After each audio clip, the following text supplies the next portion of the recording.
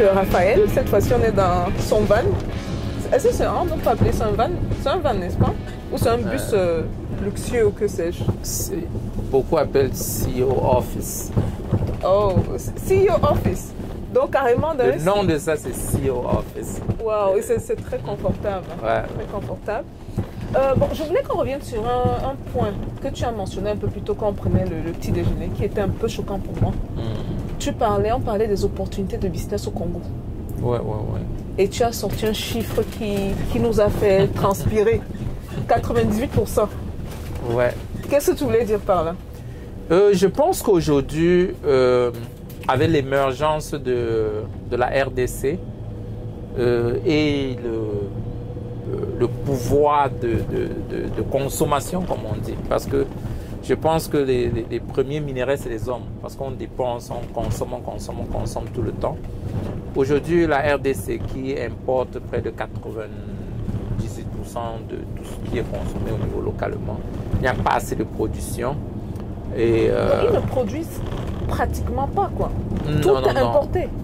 Tout est presque importé. En dehors de certains biens locaux, il y a beaucoup de choses qui sont importées. Et puis je pense que c'est déjà une opportunité pour les entrepreneurs africains, congolais, et les entrepreneurs dans le monde entier. Parce que quand on parle de communauté, on parle de masse de personnes qui consomment dès le lever jusqu'au coucher. Le pays est très très vaste, très grand, avec une forte population. 98% de ce qu'ils consomment vient de l'extérieur, donc le marché est énorme. Le marché est énorme. Tout à l'heure, tu parlais justement du pain. Oui, par exemple, à Kinshasa, aujourd'hui, vous ne pouvez pas avoir le pain chaud facilement. J'étais choquée. Oui, le pain chaud. Si vous êtes dans l'hôtel de 5 étoiles, comme à Pullman, au Hilton, et puis peut-être à l'hôtel de Fleuve, vous pouvez avoir le pain chaud le matin pendant le petit déjeuner. Mais le reste, vraiment, c'est presque impossible d'avoir le pain chaud. Donc, quand tu imagines les familles, avoir du pain chaud reste un luxe. Pas parce qu'on ne peut pas acheter, mais parce qu'on ne peut pas en trouver pour acheter. Ouais. Donc, et je me dis que c'est tant d'opportunités. C'est tant d'opportunités pour les hommes d'affaires. C'est tant d'opportunités. Je t'ai aussi parlé, par exemple, du transport. Pour partir de Goma, de Lumumbashi à Kolwezi, par exemple, vous vous inscrivez, vous achetez un ticket de bus, mais vous pouvez attendre 2 semaines. 2 semaines oui, pour avoir une place dans le bus. Donc, et moi, quand il y a un problème, je crois que c'est une opportunité pour les hommes d'affaires. Chaque problème ouvre une fenêtre d'opportunité, et tant d'autres choses, les aliments, le riz par exemple, le maïs importé. Même le maïs? Oui, le maïs importé. Parce qu'il n'y en a pas assez pour nourrir la population. Directement, le marché est vraiment vierge dans tous les domaines. Il y a le problème d'habitat. Aujourd'hui, à la Gombe, vous avez des appartements à 4 000, 4 500 $, un appartement. Donc, c'est presque le prix de Beverly Hills. Wow. Ouais.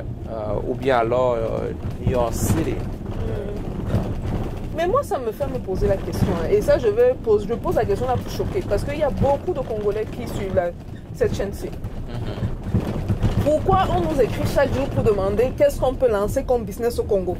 Je ne comprends pas ça. Parce que j'ai entendu, je suis même sûre qu'au niveau de la logistique, il y a également des opportunités. J'ai entendu maïs, il y a dans l'agriculture, dans l'immobilier. Écoute, à pratiquement tous les niveaux. Pratiquement tous les niveaux. Le manger, la nourriture, alors n'en parlons pas. Je pense que tous les êtres humains mangent. Ouais. Non, il y a tellement à faire. Comme je disais tout à l'heure, aujourd'hui, nous avons des provinces comme à Maindombi et dans beaucoup de provinces où il n'y a pas l'électricité.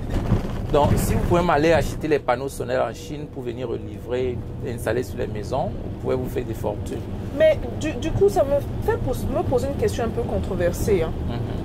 Vu que la plupart est importée, qui sont ces personnes dans le pays qui saisissent ces opportunités-là? Est-ce que ce sont les Congolais eux-mêmes ou est-ce que ce sont des gens d'un peu partout qui viennent? Nous avons beaucoup de Congolais qui importent beaucoup de choses pour le pays. Okay. Nous avons aussi une très forte présence des Indiens. Nous avons une forte présence des Chinois dans le pays. Et aussi les Belges et beaucoup d'autres petites entreprises de l'Europe, de l'Est, de l'Europe aussi. Non, en fait, moi, ce que j'entends dans ça, c'est qu'ils ont vu l'opportunité. Hein. Ils ont vu une opportunité que beaucoup d'Africains négligent. Ouais. Et ils sont venus saisir cette opportunité-là. C'est important de comprendre qu'on est dans un monde global. On parle de mondialisation, où beaucoup de gens comprennent qu'ils ne vont plus se limiter à leur pays. Ils vont explorer d'autres pays où il y a des opportunités. Je pense que la Chine, on les voit s'implanter un peu partout parce qu'ils voient ces opportunités-là. C'est aux Africains également de penser dans le...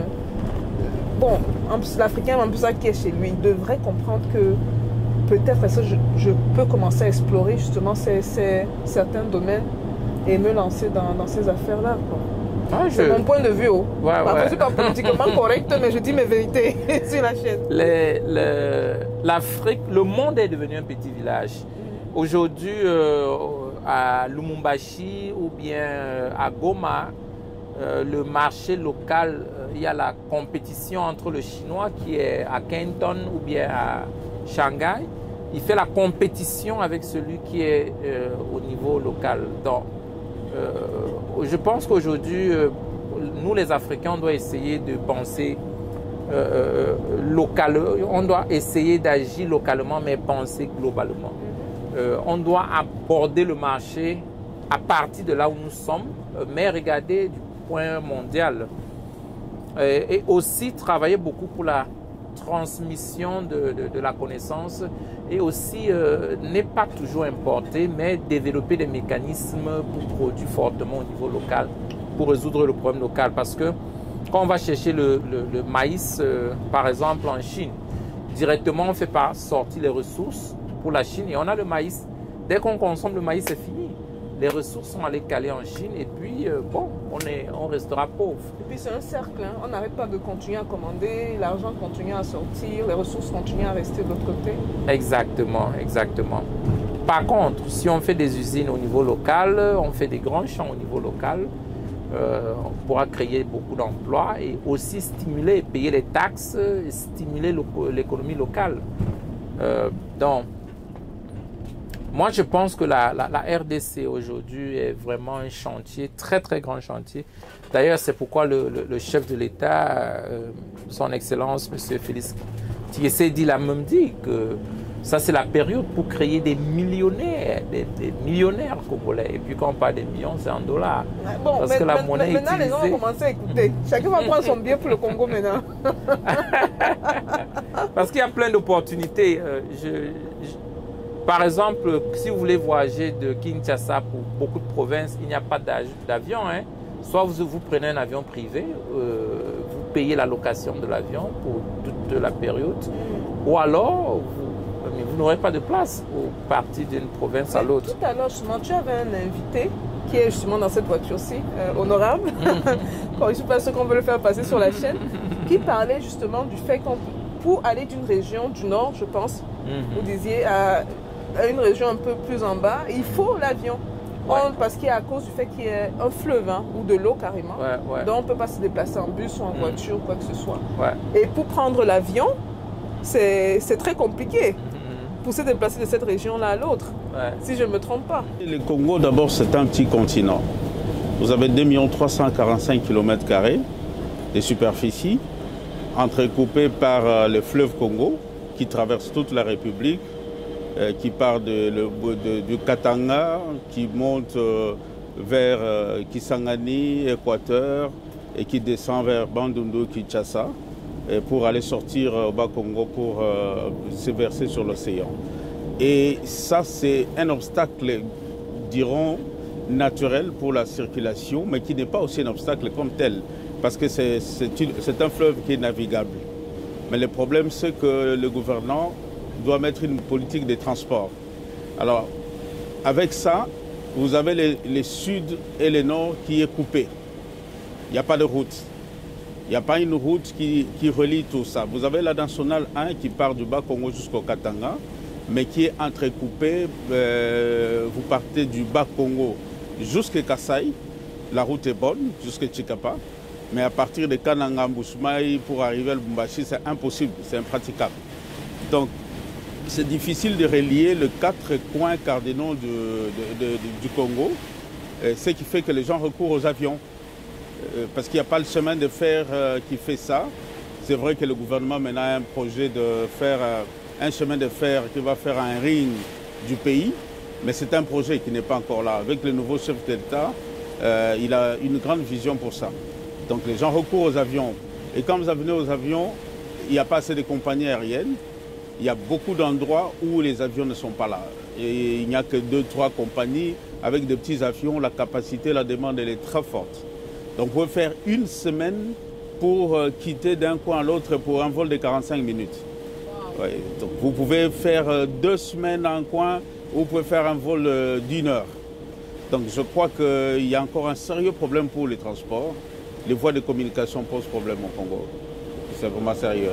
C'est une opportunité de business et nous en appelons aux hommes d'affaires de venir parce que le Congo aujourd'hui c'est l'Afrique en miniature. Nous sommes au centre et il faudrait que non seulement les Congolais qu'ils se réveillent pour de pareils business, mais d'autres Africains aussi, pourquoi pas les investisseurs internationaux. C'était important de mentionner ça, c'est une vidéo très utile. Ouais. En parlant justement de Congo, je sais qu'aujourd'hui tu travailles beaucoup avec les Congolais, une très forte communauté, ce qui veut dire quand même qu'il y a certains qui se réveillent, il y a certains qui voient les opportunités et on en demande plus quoi. Ce que je peux dire c'est quoi? C'est d'explorer la RDC. Ce qu'on voit sur les réseaux, il y a la guerre dans le pays, tout ça, c'est pas vrai. Il faut descendre, il faut venir sur place, voir comment les choses se passent. Le marché est complètement ouvert, le pays, le système gouvernemental est très favorable pour les hommes d'affaires. En RDC, vous pouvez créer une entreprise en 4 jours. 4 jours, c'est presque comme les États-Unis. Oui. Donc le président a mis beaucoup de choses en place pour faciliter vraiment le développement et encourager et promouvoir l'entrepreneuriat. Donc aujourd'hui, comme je le dis, le pays est tellement ouvert. Tous les domaines, je ne peux pas commencer à citer certains domaines parce que tous les domaines sont vraiment ouverts pour les affaires. Ouais. Donc je pense que le message est passé. Hein. Là maintenant on va au Congo. Parce qu'on me dit 180 millions. Vous prenez le Sénégal, la Côte d'Ivoire, le Bénin, ça n'atteint même pas le Congo. Non. On fait quoi? On s'éparpille pourquoi? Direction le Congo la prochaine fois. Mais merci beaucoup. Hein. Merci beaucoup de votre temps. Merci honorable également de votre temps. Et on se voit à la prochaine vidéo les gars.